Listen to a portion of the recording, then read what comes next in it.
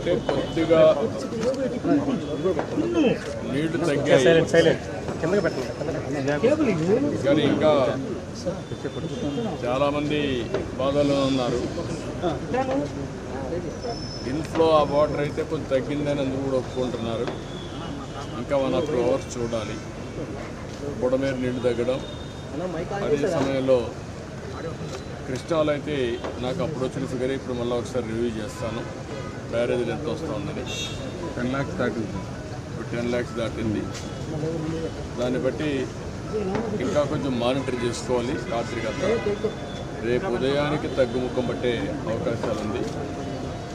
ఏదేమైనా అక్కడ మాత్రం పరిస్థితి ఇంకా ప్రజల బాధల్లో ఉన్నారు. బోట్స్ కూడా వీళ్ళు తీసుకొచ్చిన వాళ్ళు అలసిపోతున్నారు. అదే మరి ఫుడ్ కూడా సప్లై చేస్తే చాలా హ్యాపీగా ఫీల్ అవుతున్నారు. కానీ ఆ సప్లైలో కొన్ని సమస్యలు వస్తున్నాయి. అవి కూడా ఒకసారి SDRFని NDRFని స్టేట్ డిజాస్టర్ మేనేజ్మెంట్ ఇద్దరు రమ్మంటున్నాను హెడ్స్ని. ఒకవేళ వాళ్ళకు కూడా రిలీవర్స్ని పెట్టుకొని ఏమేమి చేయాలో అన్నీ చేయడం కోసం ఒక పక్క వీళ్ళని యాక్టివేట్ చేసి ఇప్పుడు రాత్రికి ఎన్ని బోట్లు వస్తాయో మళ్ళీ ఒకసారి రివ్యూ చేసుకుంటాం. వచ్చిన బోట్లన్నీ కూడా ఆపరేషన్లో పెట్టి మన దగ్గర ఉండే ఫుడ్ అంతా సప్లై చేస్తూ ఉంటారు. కొంతవరకు రిలీఫ్ వస్తుంది. వాటరు కొంత ఫుడ్. చాలామంది కొంతమంది లోపల ఉన్నారు. వాళ్ళు కూడా పాపం పేషెంట్లు కానీ లేకుంటే బాధల్లో ఉన్నారు. కొంతమంది కుటుంబ సభ్యులు ఉన్నారు. లోపల చాలామంది ఉన్నారు. వాళ్ళు కూడా చాలామంది బాధల్లో ఉన్నారు.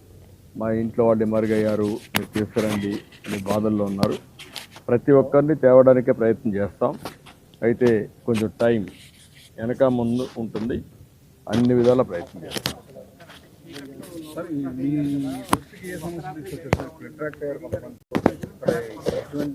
ఇప్పుడు నేను ఒక ఇంటికి వెళ్ళాను.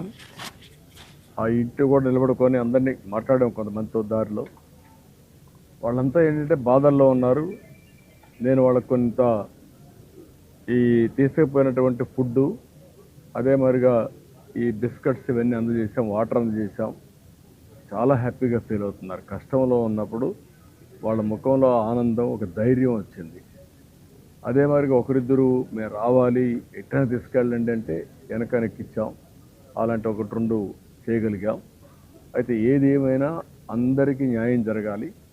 ఇది కంటిన్యూగా నిరంతరం శ్రమ చేసి ఈ కష్టకాలంలో వాళ్ళ ఆత్మస్థైర్యం దెబ్బతినకుండా వాళ్ళని ఏ విధంగా తీసుకురావాలనో అన్ని విధాల ప్రయత్నం చేస్తాను. రాత్రి కూడా ఆ పని చేస్తాను. 2-3 స్ట్రీట్స్లో కూడా వెళ్ళారు కదా సార్ బోట్ వేసుకుని. ఏం చెప్పారు? బోట్ వేసుకొని వెళ్ళిన తర్వాతనే నేనే తీసుకుపోయి ఫుడ్ కూడా భోజనం, బిస్కెట్స్ అవన్నీ ఇచ్చాం. ఇస్తే చాలా హ్యాపీగా ఫీల్ అయ్యారు. మంచినీళ్ళు కూడా ఇచ్చాం. దాంతో కూడా వాళ్ళలో చాలా ఆనందం కనపడింది.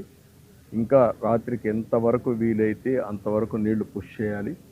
ఎంతవరకు వీలైతే అంతవరకు ఫుడ్ కానీ ఇవ్వగలిగితే కొంత రిలీఫ్. అందరిలో అక్కడి నుంచి బయట రావాలని కోరుకుంది. కొంతమంది పేషెంట్ ఉన్నారు, పిల్లలు ఉన్నారు, కొంతమంది యంగ్స్టర్స్లో కూడా కిడ్నీ పేషెంట్ ఉన్నారు. చాలా అది విన్నప్పుడు ఒక్కొక్కరికి ఒక ప్యాథటిక్ స్టోరీ ఉంది. వాళ్ళందరినీ తీసుకురావాల్సిన బాధ్యత ఉంది. నేను చాలా సైక్లోన్స్ చూశాను. ఒక్కొక్కటి ఒక్కొక్క రకంగా ఉంటుంది. ఆ రోజు మీరు ఒకసారి చూస్తే హరికేన్ తుఫాన్లో పూర్తిగా చెట్లన్నీ పడిపోయి రోడ్డు అంతా కూడా బ్లాక్ అయిపోయింది. నీళ్లు లేకుండా ఉన్నాయి, కరెంట్ లేకుండా ఉన్నాయి. అవి ఇవ్వడానికి చాలా టైం పట్టింది. అదే సమయంలో హుదూద్ మీరు చూస్తే చెట్లు పడిపోయేసి చాలా బీభత్స సృష్టించింది. నాకు 2-3 రోజులు పట్టింది నార్మల్ అంటే ఎంటర్ కావడానికి. అక్కడి నుంచి కంట్రోల్కి వచ్చింది.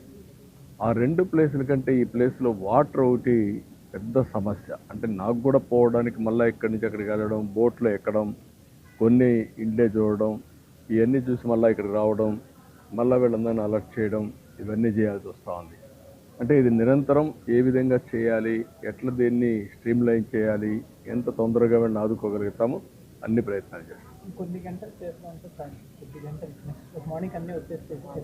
రేపు హెలికాప్టర్స్ 4 వస్తాయి, 5-6 వస్తాయి. అదే సమయంలో బోట్లు వస్తాయి. అప్పటికి నీరు కూడా తగ్గచ్చు. తగ్గినప్పుడు ఇంకొంచెం బెటర్గా వస్తుంది. మా అడ్మినిస్ట్రేషన్ అంతా కూడా రేపటికి సెట్ అవుతుంది. ఫస్ట్ డే కాబట్టి బ్రీతింగ్ ప్రాబ్లమ్స్ మా వాళ్ళలో కూడా ఉన్నాయి. అవన్నీ సెట్ అవుతాయి. ఏదేమైనా సహాయం అనేది అవసరమైనప్పుడు, కష్టాల్లో ఉన్నప్పుడు చేసే సహాయం. అందుకే నేను ఎట్టి పరిస్థితుల్లో కూడా పుష్ చేయాలని చూస్తున్నా. లాస్ట్ మైల్ వరకు నా ప్రయత్నాలు అన్నీ చేస్తాను. మనసు బాధపడుతుంది వాళ్ళు చూసినప్పుడు.